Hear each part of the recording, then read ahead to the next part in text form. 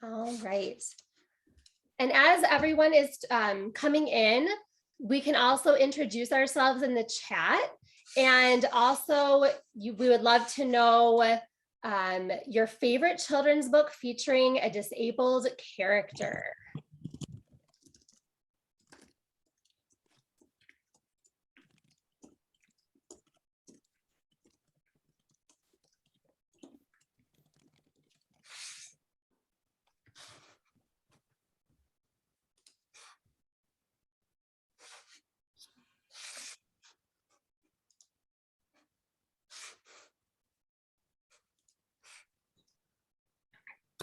All right, and we're going to go ahead and begin to respect everybody's time. So thank you for showing up today, those of you who have joined for our guest lecture, trauma-informed guest lecture series featuring Ashia Ray. I'm April Brown. I am the program director of the Center for Cognitive Diversity's Trauma Specialist Certification Program for Educators and Professionals. And our mission at CogDiv is to create environments that heal and empower. And as part of our Trauma Supportive Schools course, we hold trauma-informed guest lectures that are also open to the public free of cost. So we are recording this session today, and we'll upload it to our YouTube channel in the next few days. So please feel empowered to drop your questions in the chat. I will be collecting them, and we will circle back to them. We'll have about 10 to 15 minutes at the very end of our session to address those questions as well. All right, and I see some introductions in the chat.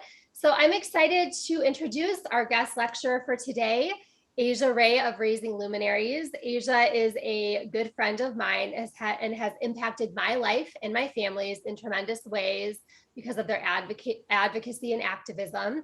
And Ashia is a multiracial autistic disability rights educator, the head custodian of Raising Luminaries, founder of Books for Littles, and co-founder of Student Ignition Society. And their resources are accessible and inclusive for all families, caregivers, and educators, raising the next generation of kind and courageous leaders. And their resources are screened, tested, and curated by actual kids with a focus on anti-childism, transformative justice, decolonizing anti-oppression, and boosting own voices, and finally smashing the whole damn hierarchy. So welcome, Ashia. We are so happy to have you here with us today. Hello. Okay, let's move to the next slide so we can just look at the Zoom features real quick. And I did also want to point out that Zoom fatigue is real. So if you want to shut off your video, feel free, go ahead. Just wanted to make sure that everyone is comfortable in this space. And yeah, April mentioned we'll be just throw any questions that you have as we go along, and I'll address them later on. And I guess that moves us to the next slide on who we are, which we kind of already answered. But so I'm Ashia Ray, and so I have 2 kids right now. We're homeschooling and mostly isolated, although my kids are in between their 2 vaccinations now, very exciting. And I'm the head custodian of Raising Luminaries. And for today, we're going to be focusing on kind of a subgroup of Raising Luminaries, which is Books for Littles, and how to use children's books to support our trauma-informed practices in schools and at home. Okay, let's go to the resources page on slide 4. So I'm also going to put in, for those of you who want to move at a slightly different pace or need to go back, I'm going to put a link in the chat for the actual Google slides, so you can go back and forth if it makes you more comfortable to watch that way. And if you want to check out our Padlet, that has a link to the Google slides, among other resources that I might mention during the event. So let me just, there we go. Okay. Okay, so let's go to our next slide. How do we ignite kind and courageous leaders? So as a young parent, I wasn't diagnosed with autism until I was pregnant with my first child, which means I spent a lot of my pregnancy and my first kid's early infancy thinking, like, what if he's inherited this? I didn't know that much about autism. I didn't know what it would mean for him or how it would impact me as a parent, how well it would hinder me as a parent or what risks would be inherent.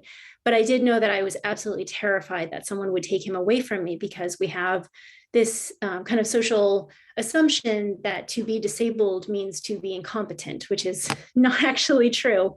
And it wasn't actually until I think last year that Massachusetts, the state that I live in, created laws to protect disabled parents from having their children taken away just because of a disability. So I spent these hazy first months wondering, what does it mean to be a good parent? But I also spent a lot of it gazing into his eyes and looking for signs of autism, only being able to find the most basic, erroneous literature about what is autism, because we just didn't I remember checking out every single book at the library about what is autism, what does it mean? There were no books about what does it mean to be an autistic parent, but very much how do you support your child and protect them, as opposed to try and squeeze them into an uncomfortable shape that makes them navigate the world without making non-autistic or allistic people comfortable. So I would be like, okay, well, he can't be autistic because he looks in my eyes, or he can't be autistic because he's smiling. And we now know that we are very capable of looking in people's eyes and smiling. So, and it turned out we actually do have a neurodivergent child. So another thing that I worried about was, does he look white enough where he will be safe in this country? My partner is white and I am Asian and Chinese and Irish. So I knew growing up, especially in a mostly liberal spaces, that racism does still affect Asian people. And I spent a lot of time wondering, will he be safe from this? Is he going to have the same experiences I had in first grade, where the kid in front of him would turn around and accuse him of eating dogs and having mud eyes and telling him he should go back home where he came from, even though I was born here. So I wondered, would he be a target? But then I also wondered, as he grew older, and I realized, a lot of people do see him as passing as white. A lot of people do see me as passing as non-autistic. I wondered, if he has all this privilege and all these privileges that I didn't have as a kid, would he actually grow up to do harm? So balancing these fears of, is he going to die young? Because autistic people, due to ableism, social pressures, these constant reminders that we don't belong, that we need to work harder to get through the world, we do die younger. The average, depending on the study, the average ages of speaking autistics like me who have graduated high school and college, our average life expectancy is somewhere between 36 and 58 years old. So, not many days go by where I don't think wow, I'm 3 years in past the average, right?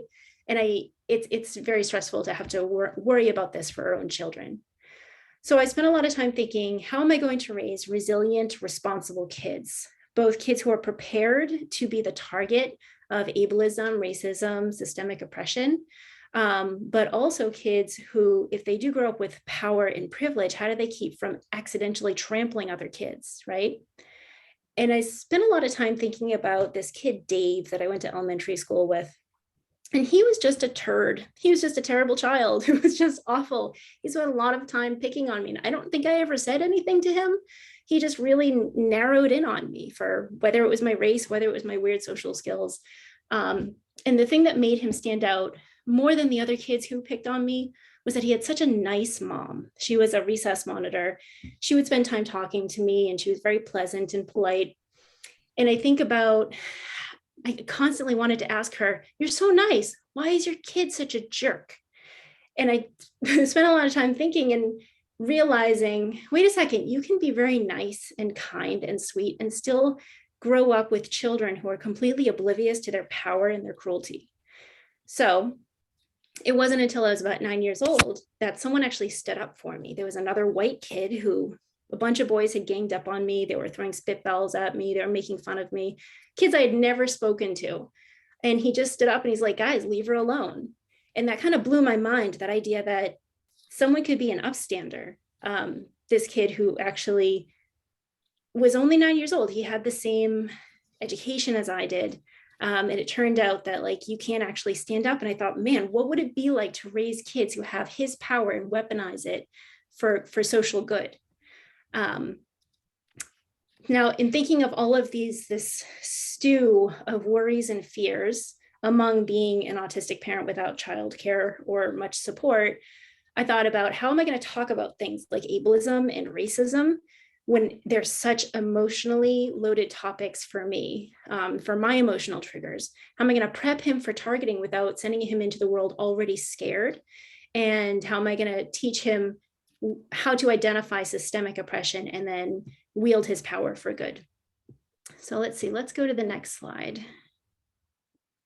So one of the things that I discovered is that children's books were accessible for us. Instead of having to look face to face at each other, we could actually read a story together and unpack it on our own time. And even if I didn't know everything I needed to know, even if my kid brought up questions or I stumbled or I felt uncomfortable, we could always pick that book up again or pick up a different book, and we could recycle through that conversation, address the things that we've learned, the concepts that I grew up with, my own experiences.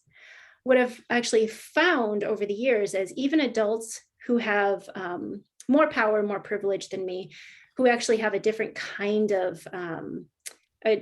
of emotional stress around cultural fragility, say white fragility or shame about, or being nervous about talking about disability and just wanting to avoid the topic, also found when I started talking about using stories in my own way, they also found that this worked for them as well. So it's a very accessible, it's an accessible method is to use children's stories to unpack these very loaded topics. So they're kind of like a side door, right? When we talk about processing our own trauma, a lot of it is very hard to face head on, but if we can do it through a side door using a narrative, it actually becomes more, when we're projecting our own ideas and our own lenses onto a character of a story, it becomes a lot easier to talk about it, especially if it's something we're ashamed to talk about, if it was something that we're culturally raised to never speak about. Much less conversation, much less stress than a direct conversation. And not only that, but it's also inclusive and accessible. So for me as an autistic person with executive functioning disabilities, having a cover to cover discussion makes me feel a lot less stressed out, rather than being like, how do I talk about race and racism, right? It's much better to pick up one book, even if it's an imperfect book, and start from there, and then either reread that or get another book and move from there, than just be like, I guess I start, it's a big topic. I was very fortunate to have a mom who was very open about race and racism, but I understand that many parents, many kids didn't have that experience growing up. The other thing about storytelling as a reading experience, particularly narrations. I'm not talking about like those nonfiction kind of boring books that are, the stuff that people force you to bring into your classrooms. But those kinds of interesting narrations are both a good method of decolonizing our classroom, bringing back that concept of, instead of focusing on facts and figures and numbers processed through, say, a colonist lens, we're bringing back a narrative, and we're bringing back to how we're connected to each other. Not to mention, if we have access to a library or even YouTube read-alouds, these are much more accessible regardless of wealth, as opposed to expensive apps or having to print out worksheets. And they're very accessible for neurodivergent thinkers and kids with learning disabilities who need to make, say, a story kinetic or need to process. My son actually processes with clay while he's reading stories often. He kind of plays out the characters with his hands. So one of the things that people are worried about is causing trauma by introducing difficult stories.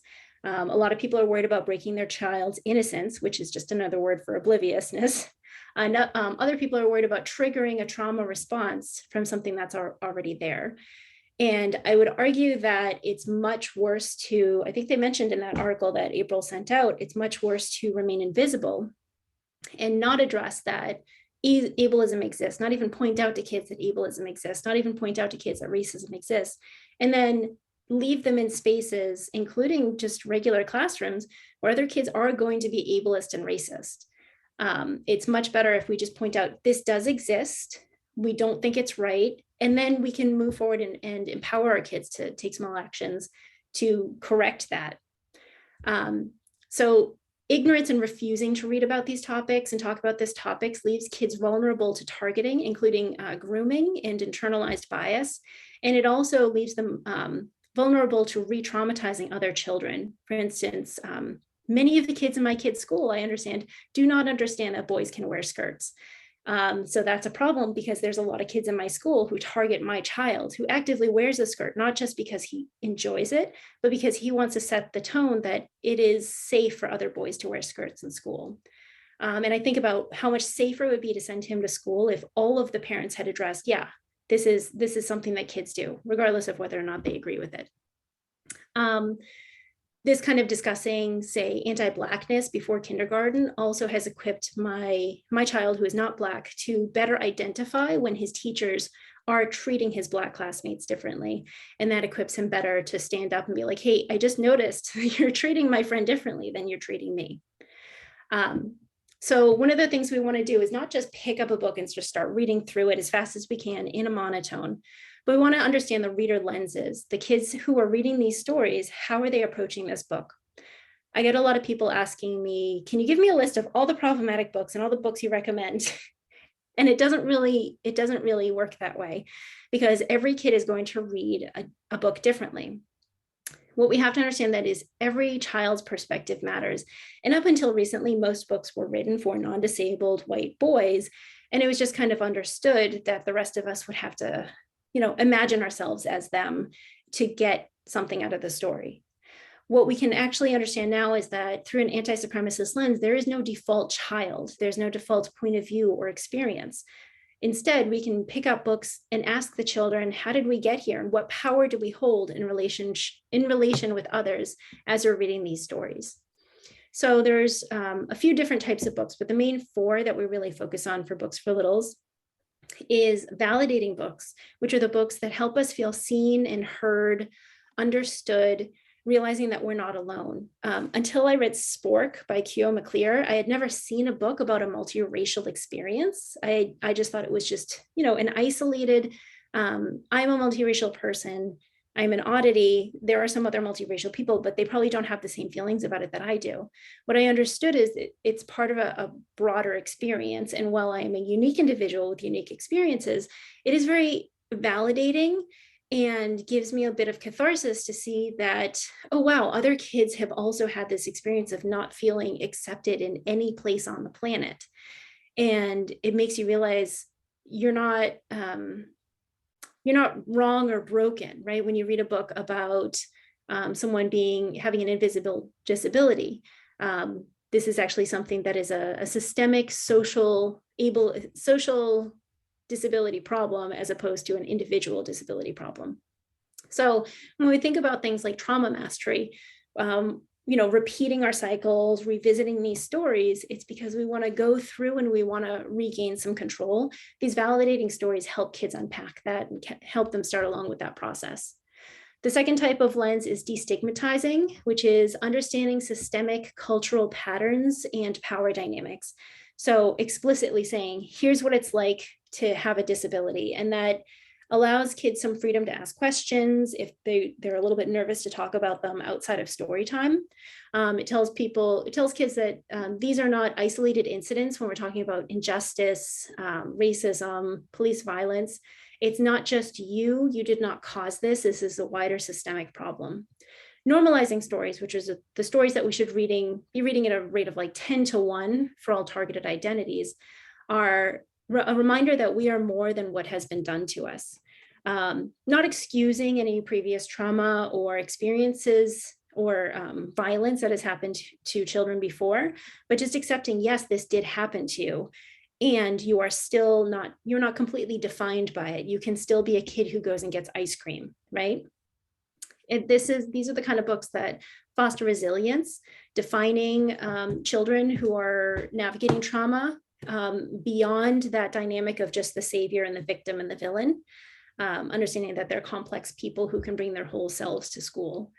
The fourth is problematic books, which a lot of people tend to want to just throw it in the garbage, but actually are really, really helpful when you think of like those racist Dr. Seuss books, the ones that are like, people don't know what to do with. They loved this book as a child. What you should do is you should read it with your kids and be like, look at what was considered normal back then. And then look at the books that are problematic now, which is like 90% of them, and say, look at what is considered normal right now. This is the message that we're stewing in. And how can we identify it? Because you can't smash the hierarchy if you can't see it. Let's move to slide 6. Is that, or whatever the next one is. There's about 25 minutes, Asia. Okay, yep. No. So the first, there are going to be 3 elements to story time. And the first one is making space and showing up. What I mean by that is if you are able to, if you have the power and the resources to do this, making a consistent story time space for kids is something that makes it more accessible, because when I think about every interaction with a child is an opportunity to build or destroy trust and a sense of stability, which is very, very important when you're talking about trauma resilience practices. So you want to demonstrate these brave spaces during story time, building an if-then loop. If you do this, I will show up, right? You want to be the calm in the storm, the anchor that recenters, and using books as a tool, you can make the space and the rules around how you interact with kids using these books something which is consistent and they can rely upon. And the reason why I use story time for this is because a lot of the times when kids go through difficult circumstances and later on people say, well, why didn't you say anything? Well, the adults around them hadn't built a time and a place to say anything. So not only the books as a tool to inspire, like bring up this topic, but just giving kids a space and a time to process and report and bring up emotionally charged topics using these books as a tool. So, and this reminds me of the article that April had posted where Cass Miner said, giving students space to process and deal with themselves. Storytime is kind of a built-in space for that. Let me see, so slide 7, 8. You can create brave space agreements, which I'm sure a lot of people have it in terms of a learning zone, the growth zone of you have your comfort zone and then you have your growth zone.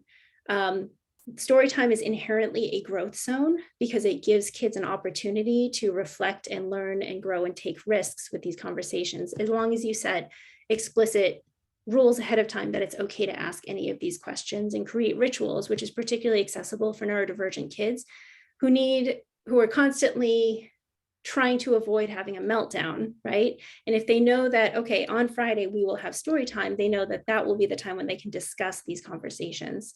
Let me see, trying to make sure. Yeah, so what we want to do is create 1 or 2 norms within our conversations in our story time. We're going to make sure that, for instance, for my kids, we're always building upon previous norms that we had, like you can't interrupt unless it's at the end of a page.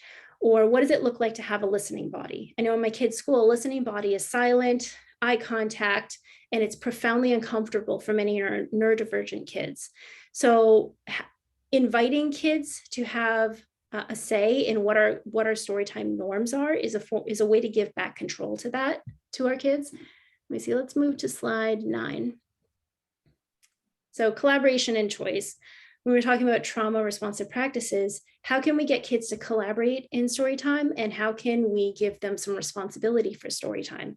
And the best way to do this is to invite them to work with you in a form of cahoots, not like, okay, you get power over this one token thing, like, you know, which carpet square you sit on, but developing a storytime ritual of like, what does it look like to have a listening? What does it look like to have a listening body? Are you allowed to move around? Who gets to pick the books? Let's move to slide 10. So here's some opportunities that we could ask before we even start the story. One of the things that I do notice is there's no consent to participate in many opportunities. Adults say, we're reading a story now, we're reading this story, and you just have to be here for it. I know that that's not an opportunity for many children, many teachers in schools. But if we can give the children an opportunity to consent to participate, or if they don't want to listen to the story, they have a right to go to another corner. because you can't really force it, right? They're going to start to resent not just you and not just the practice, but they're also going to start to resent the subject matter. And that's going to get really dangerous if we're reading about targeted identities. You don't want them to resent people that you're trying to represent, right? So ask, do we have the ability to veto a book? If I get to choose the topic as the adult, we're going to learn about civil rights today. I could choose, 3 or 4 books and ask the kids to vote. Which books do you think would be more accessible? And then talk about accessibility needs. What do you need to get the most out of this story? And maybe it doesn't look like what a traditional classroom looks like. And I can't stress enough how dangerous boring books are. If you're forcing a child to read a book about a topic, not only does it shut them off to that topic, but it also, they can't translate that idea of the adult who was bad at writing this and the adults who are forcing me to write this, and they can't divorce that from the people I'm reading about, right? So in keeping with that, I have a tool that I use where if I want my kids to learn about the Greenbelt movement in Kenya, I'll get a few books about Wangari Maathai, and then I'll hold them up and I'll ask, hey, which one of these do you think I should recommend on Books for Littles? Because kids don't just want token power, they want real agency and influence over the next generation. We forget that they're humans, and all humans want to have, they all want to work towards progress, and they all want to have some influence over each other. So what we can ask is, for the next class, for next year's class, which book do you think we should read? And what I found is that actually gets them to more willing to read all 3 books, as opposed to fighting me on reading any books at all. So those elements of like, let's get into cahoots here. I want your advice. Bypass that resistance, bypass the stress about it, and be like, we're doing this for a wider goal to help other people. Because a lot of the knowledge that we present to children is, we're saying, this is for your edification, so you can get a good job, so you can contribute to, 20 years from now, you can contribute to society. But what if we told them right now, I need your help, as a 6-year-old, setting up the class for the 5-year-olds.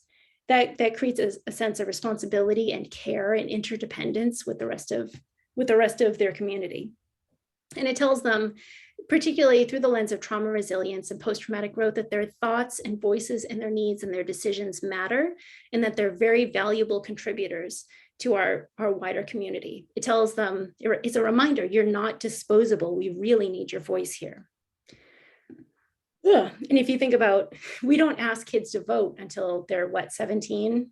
We don't ask kids for their ideas and their insight until suddenly they fall off a cliff. And no wonder why we have so many young people, or did at least, who aren't willing to vote, because they don't know how. No one's ever asked them for their voice. And so if we grow up with this idea that our voices don't matter, that things are made for us to consume and then regurgitate, as opposed for us to take and then leave them better for whoever comes next, they're not going to have the power and the agency and that natural call to support the wider community.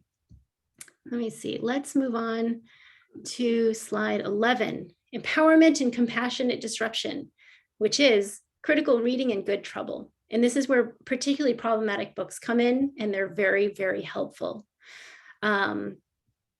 What we want to do is not just read about disruption, not just read about the Montgomery bus boycott, but we want to talk about what system are we as kids and teachers and psychologists and parents working within, and how can we disrupt it? Obviously, you have to worry about keeping your job and stuff like that, but I think it's actually quite powerful to say, like, I'm reading you this book and I don't think it's a great book. I think that there are better books out there. What do you guys think is wrong with this book? Do you think the school system should be reading this book to children?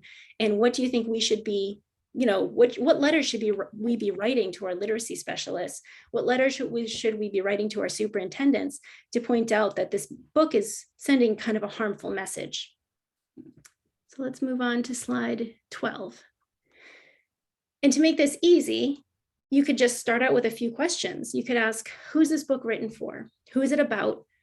And who controls the story? Because many stories, even if they have, disabled children, children of color, they're written by white authors. They're published by the main big five, big four publishing houses who control and decide who gets to learn what. And then you ask who's profiting, like who is making money off of us reading this book. Asking those questions and getting kids to start thinking about it helps engage them and realize that just because there is an authority handing you a resource to consume doesn't mean you have to consume it without asking questions. And it means they actually have a moral duty to ask these questions and to analyze. And also for our favorite books, one of the most powerful things we can do is bring in a book that we really love that is problematic and say like, hey, I love this book and it's okay to love this book. Or when I grew up, this book was culturally acceptable. And now what we've learned is the giving tree is actually not a great model for moms. Show kids that our culture evolves and we learn how to be more inclusive and kinder. Let's move on to slide 13. So one of the really, really powerful way to model a growth mindset or how to recover and how to learn as we go is reading a book. And when kids have a hard question, you don't know how to answer it, just being like, hey, let's put that in a parking lot because I don't know. I'm going to do some research. Or if you say something or you read a book and something feels weird and then you go back and you realize, actually, that wasn't a message I really wanted them to have. So you can always come back to it and say, like last week, when we read The Giving Tree, I felt a little weird afterwards. And it's important to point out your feelings about this because it's very human to have these feelings. I realized I was actually kind of wrong about reading this as a good model for how a woman should be taking care of her son. And what I realize now is that kind of ties into the way that we were raised to believe that women should, give their lives to support their children and their basically baby making factories. So revisiting conversations about books that you read when you were little, about books that you read last week, about questions that kids have that you weren't really comfortable with the way that you answered them is a very powerful tool to teach kids how to stay flexible in their thinking and read critically. Okay, and I think that's the main points. So let's move on to number 14, slide 14. So what we can think about, what I like to do, and this is part of our focus here, is we give knowledge about this as a problem, right? Knowledge that this is a tool that we can use. So we understand that most schools understand the concept of trauma-informed practices, but yet they still have ABA programs in their classes. They still have teachers who are spotlighting kids of color when we're talking about racial oppression. We still have practices where we're actually traumatizing parents themselves, calling them in, or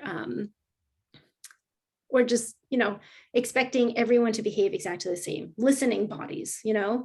So we have to realize that we do live in schools and institutions that are constantly re-traumatizing children, but we do have accessible, almost free tool of initiating story time, using books, or if your kids aren't into books, YouTube videos or dance or claymation, whatever you need to use, to kind of create those rituals and those safe spaces, and then foster creative analysis and kind of breaking down the system from the inside, because who's more in the system than our educational institutions and the children within it.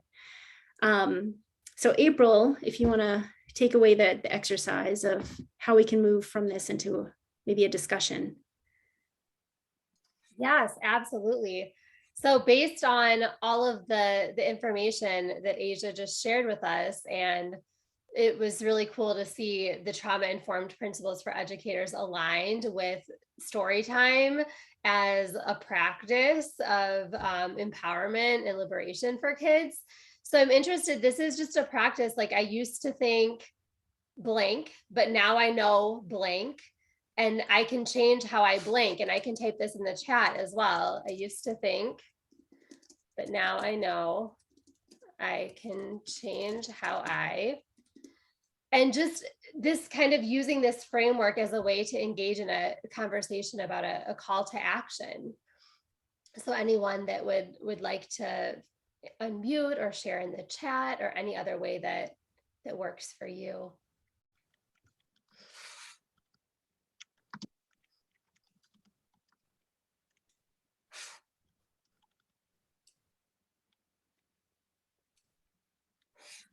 Oh, nice.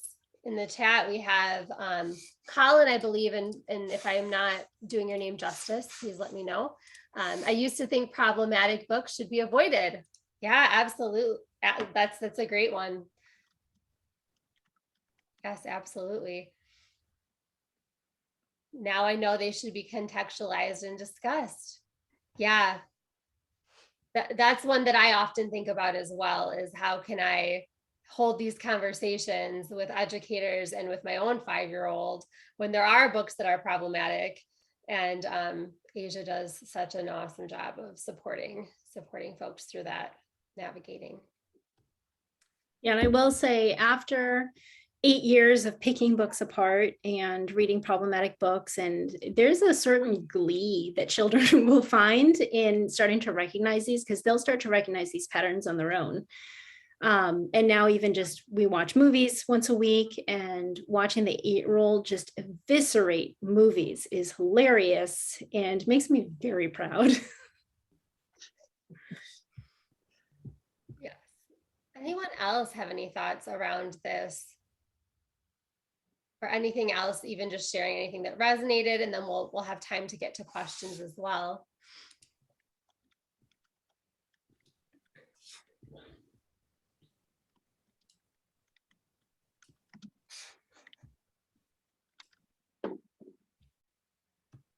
This is Emily. I just wanted to say thank you so much, Asia. I really think you're laying out this, the story time seems like a simple process, but laying it out with intentionality, in this way makes it so much more powerful. And you're right, anybody can do this. Anybody can do this kind of work. And I think people get afraid, like, what book should I choose? And there's anxiety in there, but you've really eliminated the anxiety, because whatever book you choose is an opportunity for conversation. That's such a great point. So I love it. Thank you. Thank you, Emily. And for those that do not know, Emily is the founder of CogDiv. So just putting that out there too. And I will say that particularly I know that there's been a push lately for having, when we're teaching social emotional topics or discussing them with kids, people want to pick books with human protagonists, because there was one very poorly done study that said that worked well. But what we actually know from Indigenous storytellers for thousands of years is that animal stories are both accessible, they're more fun, and also, particularly when we're talking about topics that might be triggering, when we're reading them through the lens of, say, a bear and a squirrel, it allows us to remove ourselves a little bit from that. April and I actually designed a storytelling, like a animal figurine story for our Indigenous Peoples Day toolkit, where we're looking at this story through the lens of, what does it mean to be a settler or the descendant of colonists, when we're talking about colonist guilt, right? When we're talking about, what does it mean to have inherited a place or moved to a place where we had no idea that our country was founded in genocide and slavery. And that's a really heavy order to give kids. But if you move it through the context of an animal story, into some allegory, and allegories can be concrete enough for literal thinkers, such as my autistic self, those can actually be quite powerful. So one of my favorite books about autism and invisibility is Read a Crayon Story by Michael C. Hall, which is about a crayon with the wrong label and what people expect of it, and how people see this crayon who keeps messing up until they realize that, oh, it's just the wrong label. We just didn't have a model to understand this crayon. So literally any book, no matter how bad or how, the point is that you just have to make sure you try and make them not boring books. Boring books are very, very dangerous. And even reading them in a very boring monotone or rushing through them as fast as you can really hinders you. And it's much better to read one book every single night for 3 months than to plow through as many books, because we all want to know about slavery and ableism and pride and all of these things. But it's actually much more powerful to tie in whatever's going on in the kid's life with whatever is going on in the story, because they'll find a way to see it through their lens. Absolutely. Thank you, Asia. Anyone else have anything to say around this? I used to think, but now I know I can change how the call to action before we move on to community questions.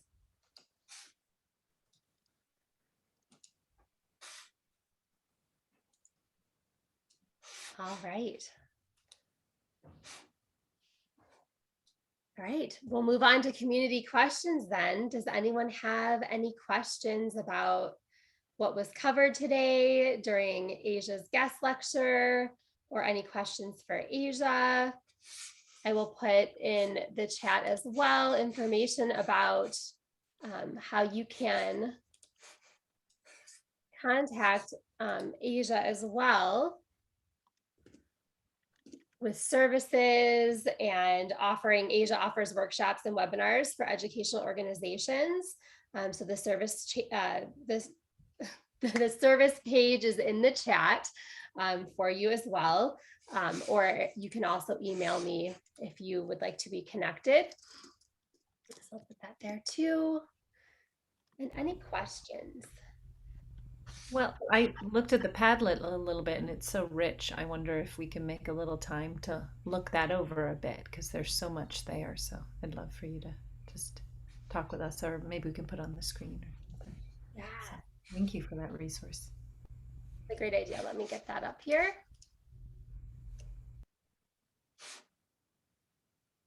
So right now we have a Padlet. It's going to be on the leftmost side every time. I've just been starting to consolidate them all into one space. So our Brave Space Storytime column, that includes the slides so you can access them at your leisure, goes over into a little bit more detail in the 5 types of children's book to combat bias. I hadn't discussed the Indigenous curtain, which is, as a settler, I don't know as well, but there are some stories that if you're coming from a culture where you see stories as living things or things with personhood, it's actually a violation to tell them. So that gets into a little bit more detail on those. There's April's trauma-informed micro course, very helpful. Using Pretty Salma to teach kids about coercion and grooming is an example about how to help kids identify, like talking to kids about pedophiles and that kind of thing is terrifying. Like just one day you wake up and you're like, I got to talk to my kid about this. But if you approach it through the lens of, we're reading this story and we're like, oh, actually what this wolf is doing right now is actually a common behavior that people do to target kids or to persuade people, or even just to sell doors and windows.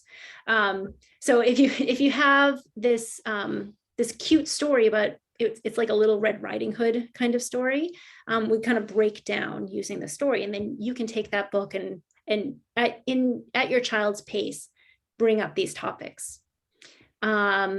We recently completed a workshop with the Autism Women and Non-Binary Network, 4 Ways to Fight Ableism with Kids books. The recording isn't up yet, but there's resources and worksheets for that. There are also reviews and analysis of popular disability kids books all over the Books for Littles website. Revolutionary Humans has self-affirming art activities for kids who need to be more tangible. Adults also like this too. So Revolutionary Humans has a lot of really great, they take kind of what we do with stories, but they do it in a tangible art-based way. There's stories about restorative justice. We mainly focus on transformative justice, which is instead of just restoring things to the way they were before conflict and violence and harm, we look at how is that conflict and harm caused by or nurtured by the setting that we have, and how can we change our behaviors and our practices in a transformative way to prevent them from happening again. But for now, restorative justice stories are mostly what we have. I used to be a photo documentary person, and this is The Morning Doves is a series about a mom and her child who are navigating homeschooling as a direct result of being ostracized from the schools because the daughter has PTSD. And then April's article, Trauma-Informed Parenting in a Pandemic, very helpful. Kids books validating big feelings. These are just some primary basic books validating some big feelings that are my easy go-tos for younger kids, say under 7. Validating Stories for Adopted Kids by Liz Laddie is a really helpful article to reframe how many people see adoption as a fairy tale process, leaving the experience of adopted people out entirely, focusing mostly on like the victim savior trope of adoptive parents and adopted children. And she kind of flips it on its head and unpacks how we need to start to read stories that actually tell the truth about like, this is a complicated process. Access is Love by Mia Mingus and Sandy Ho and Alice Wong, who are disability rights activists. They have a series of resources about accessibility, and we think about story time and how making story time accessible for neurodivergent kids, for kids who need to pace, for kids who can't read a book cover to cover and they want to flip back and forth. How are we creating spaces where we tell them that their ways of being are important and valuable, and they have every right to process the same way that other kids process. So understanding that concept of access is a form of love, and that creates braver spaces those are some good resources. 5 Things Every Kid Should Know About Disability is the beginning intro of our series on ableism in children's literature, unpacking common tropes, and how to discuss disability and ableism with kids using some simple picture books. All My Sons Deserve Respect by Brontez Purnell talks about his book and how he wants to eliminate the role of many books that we have feature Black excellence, where Black boys have to be perfect and to even like be represented in books. And so he's pushing against that and wanting to be like, why can't Black boys have the same vulnerabilities and mistakes and fears and messiness as white boys have in our kids' books? Because if you think of the amount of adventures and lovable, vulnerable characters we have, where kids with privilege are allowed to take up more space and have a lot more different adventures. There's a short. Yep. Sorry to interrupt you. I think there's a couple questions in the chat that I just want to draw attention to. So Colin says, Asia, this presentation was so well done. Did you mention ABA before? So I think that Yeah. So ABA is Applied Behavior Analysis. And the principles behind it, and this is separate from, say, occupational therapy or just analyzing behavior, is basically designed with the same principles of gay conversion therapy, which is that if you're an autistic person or a neurodivergent person, the focus is on compliance and making you appear non-disabled for the comfort of the non-disabled people around you in your school, and so the school can run more cleanly. And what we need to push back on that is, instead of pushing ABA on our kids, which actually uses the same principles as grooming and leaves kids vulnerable to abuse, self-harm and things like that. What if we pushed for making the classroom and making our rituals and our spaces more accessible for everybody? So like reducing the clutter off the walls, fixing the lighting that's driving them insane, addressing weird sounds so they're not having sensory overwhelm, instead of telling kids, if you're melting down, I'll give you a sticker if you stop melting down, if you ignore the fact that you're in pain. Or instead of taking away everything they love and only giving it back if they comply and behave, what if we start focusing on making the entire classroom more accessible? Thank you, Asia. And I think Michael has a question as well. Yeah. I have a question, both as an uncle or auntie and as a teacher. So what sort of advice would you give us about situations where we have very little control over either side of story time, setting up norms or establishing norms? Because it's kind of like story time is the time we're here, and we only have a very limited time to set up that time we're presenting the information and contextualizing the information, but we don't have any control over the norms that are established over all the other moments of that kid's life. So what sort of advice do you have for that when we're kind of in a helpless position here? Yeah, that's really hard. And I will say, as a parent who doesn't work within schools, I have way more freedom. And I understand that you're handcuffed, particularly when within a school system, which is to say, we write about books because that's what people are searching for. So as an art teacher, how can you translate these? How can you translate these things into, say, the format of art, right? So it's giving kids an idea of what to expect, inviting collaboration, and incorporating stories into the other practices. So it doesn't mean sitting down with a book necessarily, but maybe incorporating story time or a story, or even introducing, like when I introduced this webinar, I introduced it with a story of what it was like to be a young parent who had just discovered that I was autistic, right? And that engages the listener in a way that just going through the 5 lenses of reading books doesn't. The other thing we can do is create book lists of books that we recommend with maybe 2 or 3 guided questions to send home with kids. Not saying that parents are necessarily, or families are necessarily going to pick those up when they come home and do it, but it at least gives a gateway, particularly for, there's a lot of families who, like my mom didn't graduate high school. So if she had had some guidance other than just teachers sending me home with homework that she doesn't know how to engage with, if they had sent her home with like, here's a reading list, not of like a ton of books, but 2 or 3 books, and here's 3 questions that you could ask your kid about it.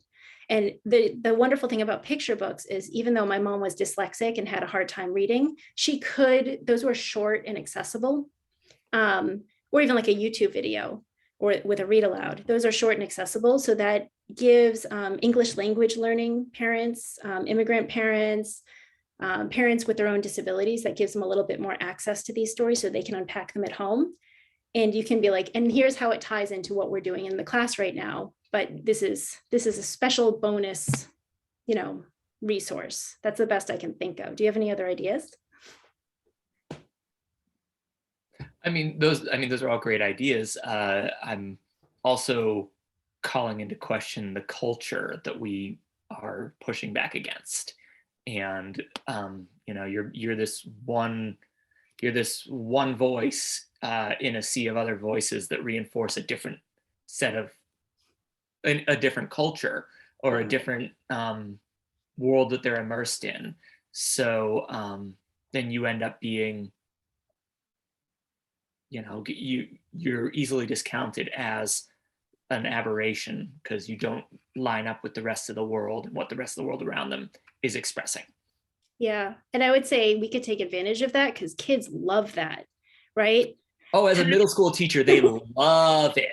But how do we play the trickster, right? When you're dealing with 5-year-olds, it's a little bit different. I mean, if we can incorporate just those little subtle hints, especially even with 5-year-olds, like my kids love a good punch up to power. Like kids love punching up because they have so little power, right? Yes. Even asking the question, like, why aren't we allowed to read this story in class? I wonder why, right? You're not, maybe you have the book and you're like, oh, we're not going to read that story because either we don't have time or it's not a part of the curriculum. I really love that story, but I wonder why schools won't let us read books like that. I wonder why schools won't let us sit down and have more discussion, right? Because that's a continued conversation, but roping in that trickster sense of there are rules and restrictions that don't make sense, and just getting kids to question those restrictions is very powerful. Asking kids, like when we go to the library, asking like, why are all the books featuring Black kids written by white authors? I wonder why, right? And we don't have to answer that for them because that's for them to discover and for them to ponder and come up with.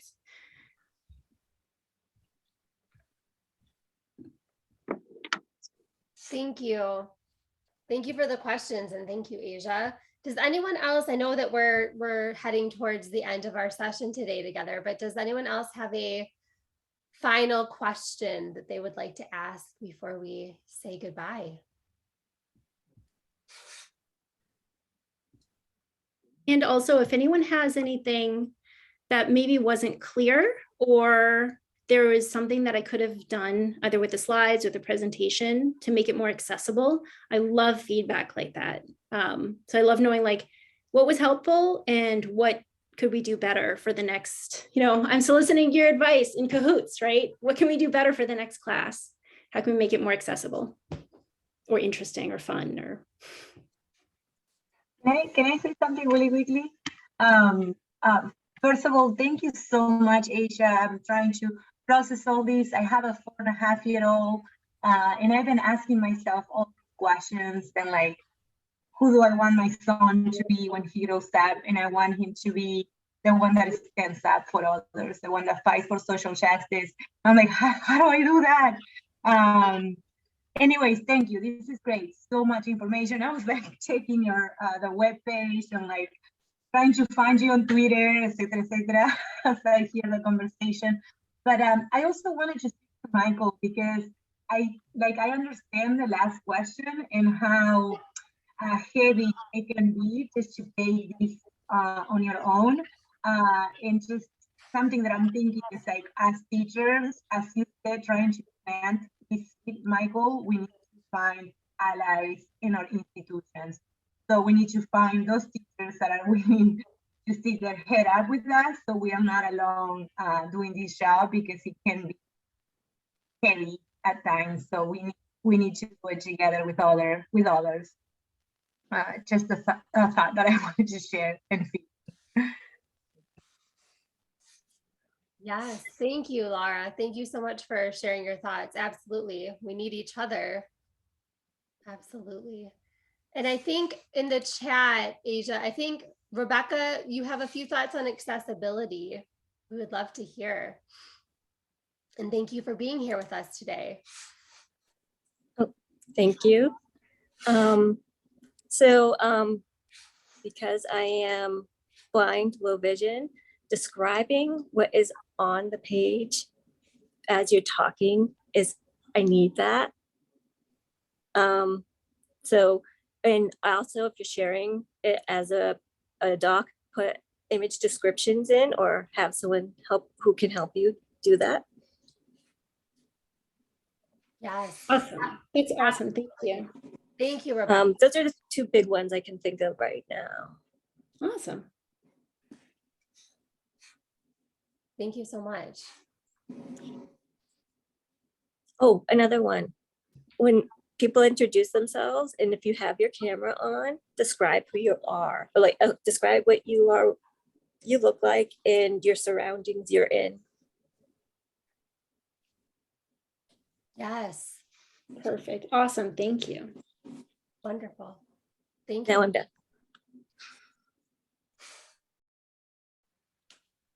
So for the image descriptions, I was thinking about image descriptions for the slides. And I was thinking, would that be best as just we're on this slide now and reading the text? Would that be accessible enough? Or do you think that it should be, I don't know if you have any examples of where people have done that well, that would also be a cool idea. I'll have to think on that, but like if there's an image, describe the image. So like if you're reading the words, that's fine. I don't need you to tell me when you're doing a presentation, but if it's if you're I don't know if you check, I don't know how many people check if their docs and PDFs are accessible to an e-reader.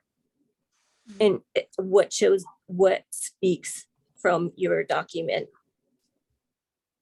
Oh. That's a good way to check. Nice.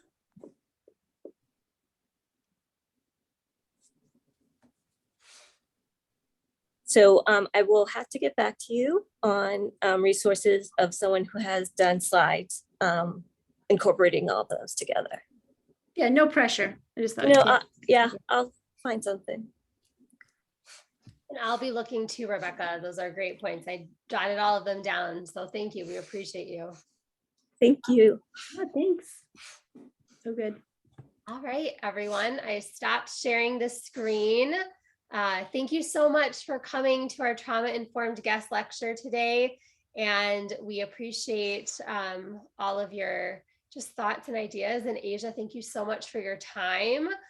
And yeah, we will have another one in December, I believe. So the information, I can't believe it's November. So yes, we should have another one in December, and the information should be coming out.